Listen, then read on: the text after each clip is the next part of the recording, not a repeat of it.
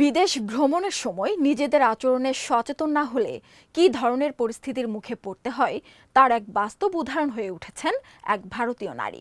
যুক্তরাষ্ট্রে ঘুরতে গিয়েছিলেন, গিয়েই ভারতীয় এক নারী এমন কাণ্ড করেছেন তার রীতিমতো ভাইরাল। দোকানে গিয়ে চুরি করে হাতে নাতে ধরা পড়ায় চলছে হাসাহাসি, তীব্র সমালোচনা। ঘটনাটি ঘটেছে যুক্তরাষ্ট্রের ইলিনয় অঙ্গরাজ্যে। টার্গেট নামে খ্যাত খুচরা বিক্রেতা চেইনের একটি স্টোরে সন্দেহজনকভাবে ঘোরাফেরা করছিলেন ওই ভারতীয় নারী। তিনি প্রায় 7 ঘন্টা স্টোরে কাটিয়ে শেষ পর্যন্ত কোনো অর্থ না দিয়েই বেরিয়ে যাওয়ার চেষ্টা করেন। সন্দেহ হলে দোকানকর্মীরা পুলিশে খবর দেন এবং ঘটনাস্থলে পুলিশ এসে তাকে জিজ্ঞাসাবাদ করে।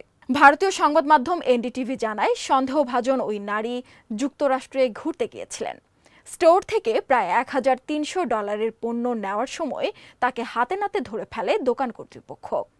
পুলিশের বডি ক্যামেরা ফুটেজে দেখা যায়, দোকানের এক কর্মী জানাচ্ছেন তিনি 7 ঘন্টা ধরে ঘুরছিলেন, পণ্য তুলছিলেন, ফোনে যাচাই করছিলেন, কিন্তু কোনো কিছু কেনেননি। পুলিশ এসে তাকে চ্যালেঞ্জ করলে ওই নারী পণ্যের দাম পরিশোধের প্রস্তাব দেন এবং বলেন, আমি এই দেশের মানুষ না, এখানেই থাকছি না, যদি আপনাদের বিরক্ত করে থাকি আমি দুঃখিত।